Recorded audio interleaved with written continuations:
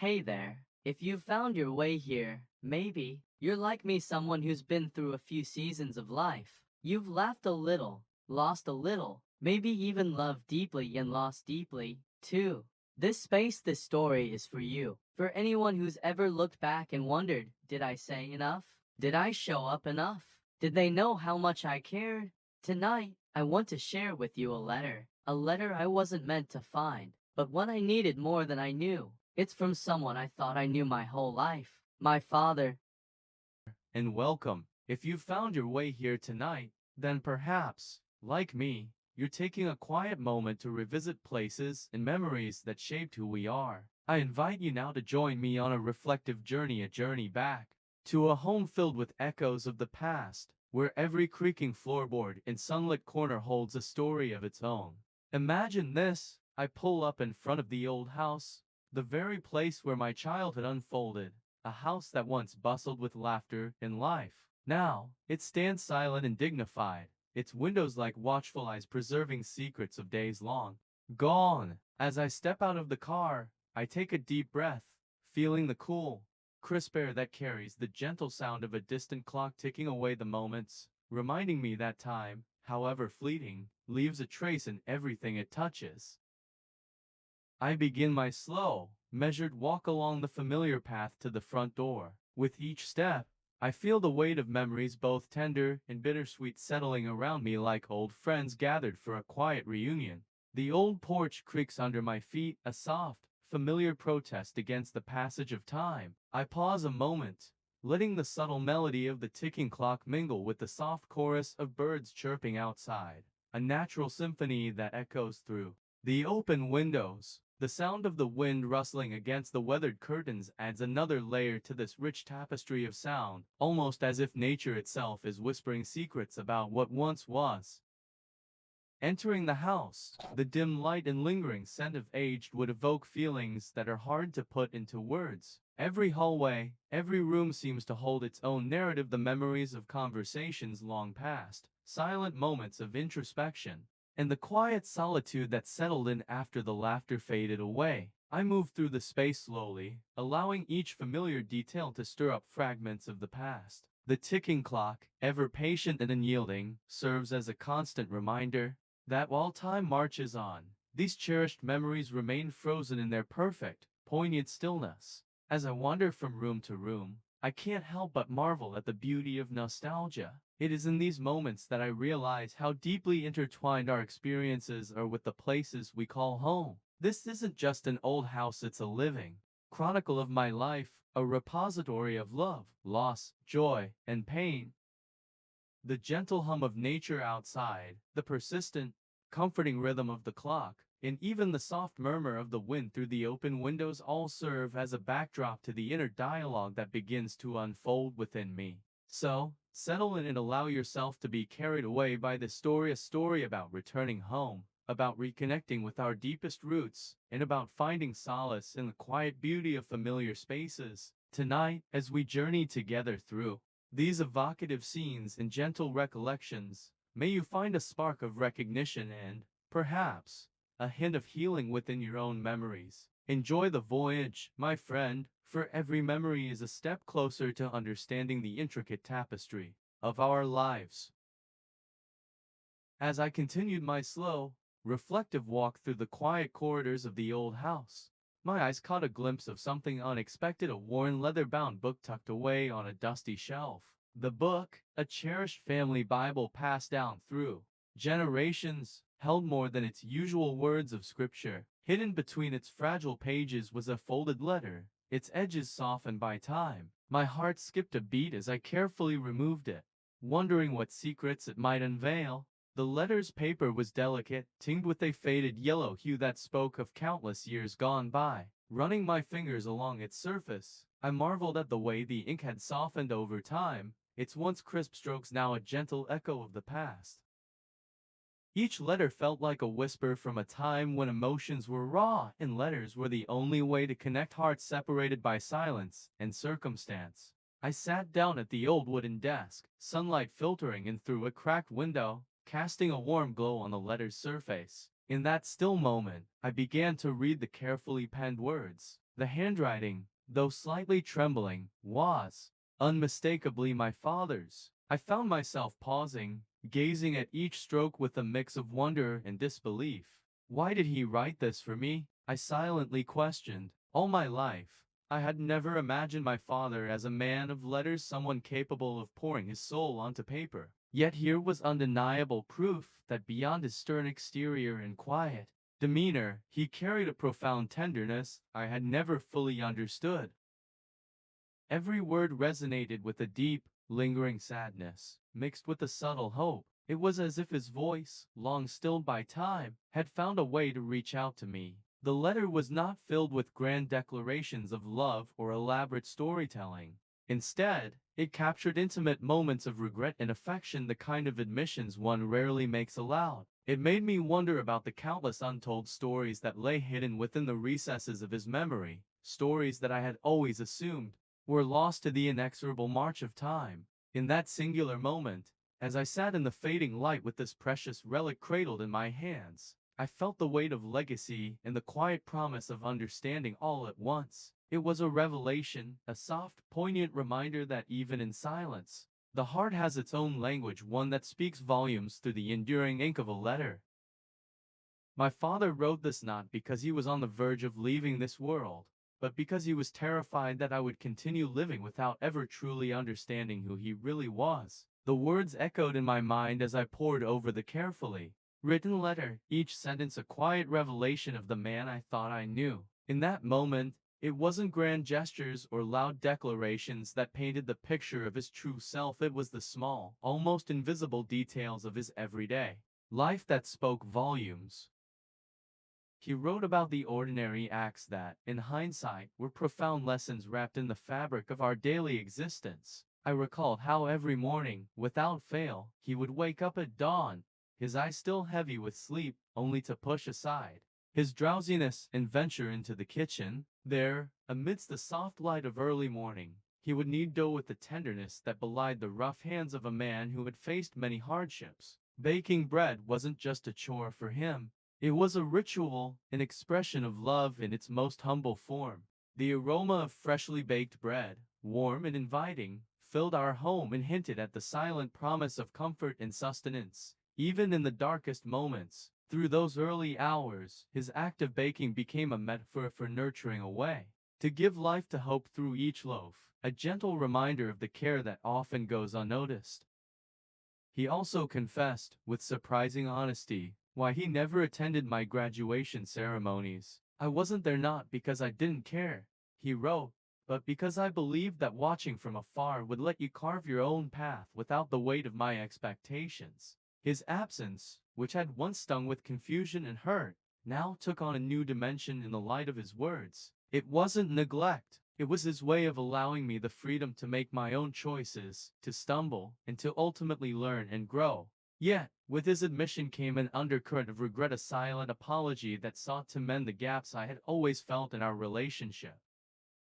In another section of his letter, he offered an apology for his strictness, a remnant of his old-fashioned beliefs about discipline and honor. I am sorry, he wrote with the rawness of a wounded soul, for the times my words were harsher than my heart intended. I was a man shaped by a world that prized toughness over tenderness. In my quest to forge a strong spirit in you, I sometimes forgot that gentleness is not a sign of weakness, but a virtue to be cherished. His reflection on those moments was not an attempt to rewrite the past, but rather a candid admission that the very things he once believed would mold me into a better person were the same actions that, at times, created distance between us. In those lines, I felt the weight of his vulnerability, a vulnerability that had been masked by a lifetime of stoic silence.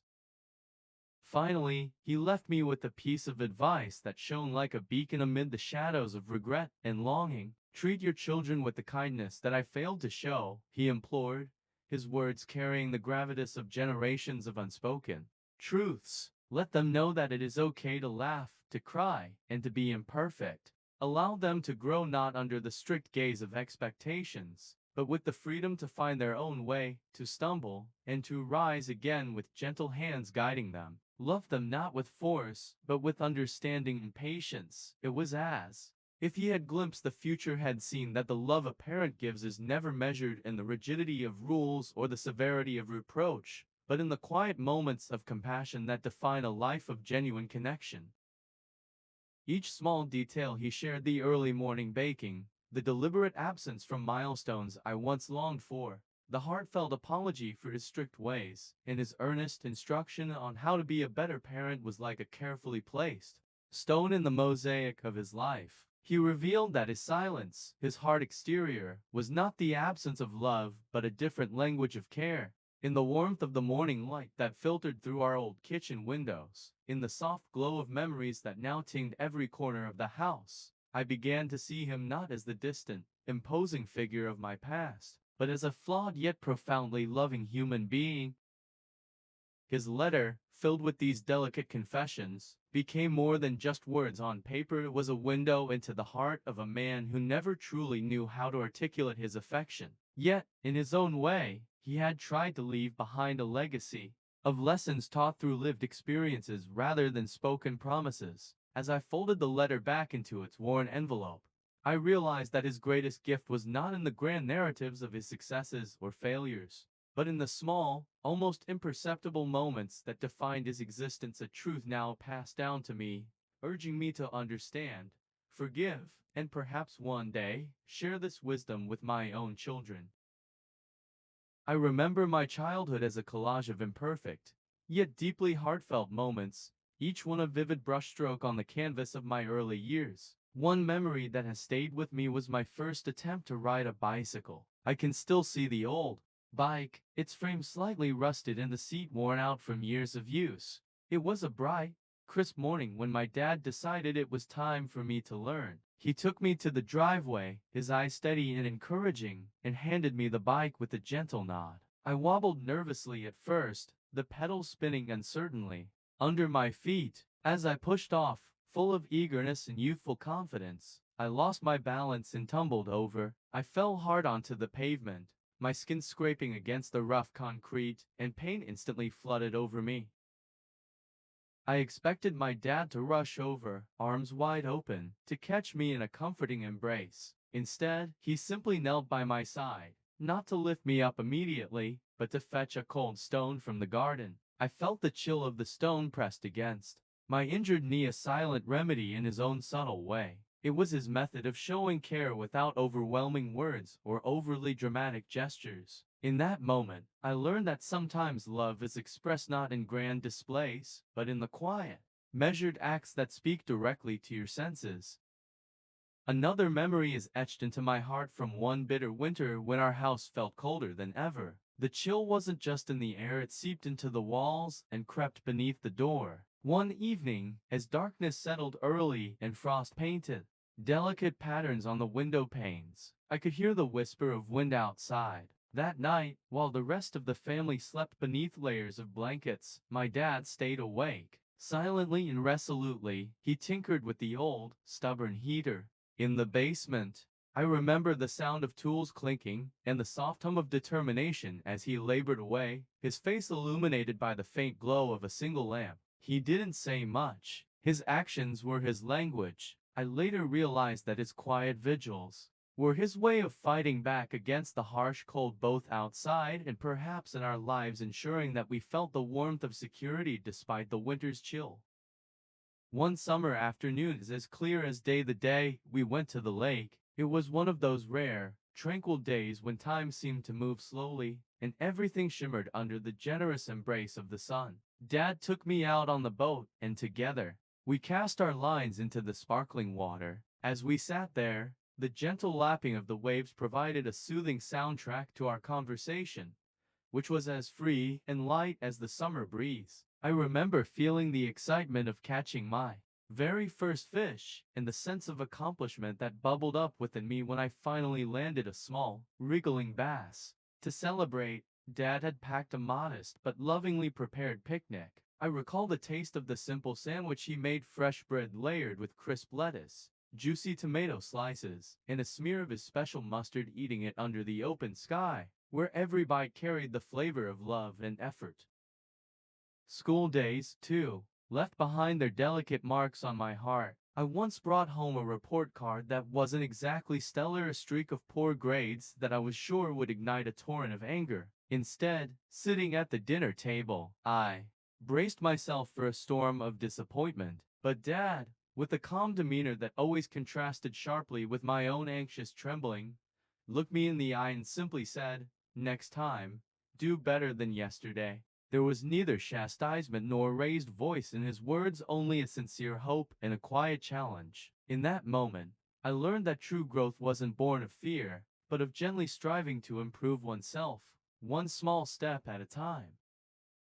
Each of these memories, distinct in their own way, is woven into the tapestry of who I am. My dad never painted a perfect picture of fatherhood, yet his lessons were profound. He taught me that care can be silent yet palpable, a cold stone on a painful knee, a night spent battling the relentless cold, a humble sandwich shared on a sunny lakeside afternoon, or a gentle word during a moment of academic struggle. These moments, full of unspoken affection and quiet wisdom, may not have been grand or flawless, but they were real. They were the subtle, enduring expressions of a father's love. Today, when I reflect on these fragments of my past, I am filled with both tenderness and gratitude. Each memory serves as a reminder that while life is often imperfect, it is in these imperfections that true humanity resides. They have taught me to value the small things, to cherish the quiet displays of care, and to approach my own relationships with an open heart, loving not with the force of expectations, but with the gentle strength of understanding and compassion. There comes a time in every child's life when the world begins to expand beyond the walls of home, and for me, that moment was when I left for college. I was young, eager, and perhaps a little too ready to shed the familiar routines of family life. Calls home became less frequent. I told myself I was busy, but the truth is, I didn't know how to carry on real conversations with my father. We had grown used to silence, comfortable, heavy silence, and filling it felt like trying to speak a language I never fully learned. Years passed, and one visit home changed everything. It was a short trip, unplanned, and somehow everything felt different. The house was smaller than I remembered, quieter, but not in a peaceful way. During dinner, I watched how my father interacted with my youngest sibling, his voice still firm, his expectations still carved in stone. Something inside me cracked. I saw myself in my siblings' quiet nods, in the way they avoided eye contact when they made a mistake. I confronted my father that night. The words came out sharp and fast, fueled by old wounds I hadn't realized still lingered. I accused him of being too hard, too distant. "Don't you see how you make them feel?" I asked. He didn't raise his voice. He didn't argue. He just looked at me, long and steady. The next morning, as I packed to leave, he stood at the door, hands in his pockets, gaze soft in a way I hadn't seen before. "You'll be a better father than I was," he said quietly. And that is enough for me. That was the last time I saw him. Those words stayed with me, gentle, unpolished, but deeply human. He wasn't asking for forgiveness, nor was he defending himself. He was simply passing the torch in the only way he knew how, with quiet hope that whatever mistakes he made would not be repeated, but transformed into something better. And in that small moment, I realized growing up doesn't always mean letting go. It sometimes means learning to carry forward what matters and leaving behind what doesn't. His handwriting trembled on the page, but the words carried a stillness that felt like truth. "If you can forgive me, don't write back." At first, I didn't understand. I read the line again, slower this time. My instinct was to respond, to say something, anything. But he wasn't asking for answers. He wasn't asking to be reassured or redeemed. He was asking for peace, quiet peace, the kind that doesn't require words, only living proof. "Just keep going. Be the father your child needs." The kind I didn't know how to be. It was strange, hearing him speak so openly, so vulnerably. In life, he rarely spoke like this. His love was never wrapped in soft phrases or long embraces. It came in actions, in fixed heaters, packed lunches, cold stones for scraped knees. And yet here, in this letter, was everything I had ever wanted to hear, and more. Not an apology dressed in excuses, but a hope wrapped in humility. He wasn't asking me to carry his guilt. He was letting me lay it down. Don't forget, I never stopped loving you. I just didn't always know how to show it. That line broke something open in me. How many times had I misunderstood his silence as indifference? How many moments had I craved affection without realizing it had been there all along, just hidden in a different language? He didn't want my reply. He wanted my freedom. He was telling me if I could forgive him, I didn't have to look back. I could simply move forward gentler, wiser, more whole. I could love my own children without carrying the weight of his mistakes. I could build something new, rooted not in anger, but in grace. And maybe that was his way of loving me, even now, not through control or pride, but through surrender. A father finally letting go, so his son could finally grow. I folded the letter slowly, pressing it to my chest, feeling the quiet tremble of something old letting go. I didn't write back. I just went upstairs, found my son asleep, and sat beside him in the dark, silent, soft, and present. Maybe that was enough. Maybe that was everything. For the first time in my life, I whispered the words I never had the courage to say when he was alive. I wish I had told you. I love you too. My voice was barely audible, carried away by the silence of the room, but it felt like something important had finally landed. For so long, I'd waited for the perfect moment, the perfect conversation. I now understand some words don't need perfect timing. They just need to be spoken, even if the person is no longer there to hear them.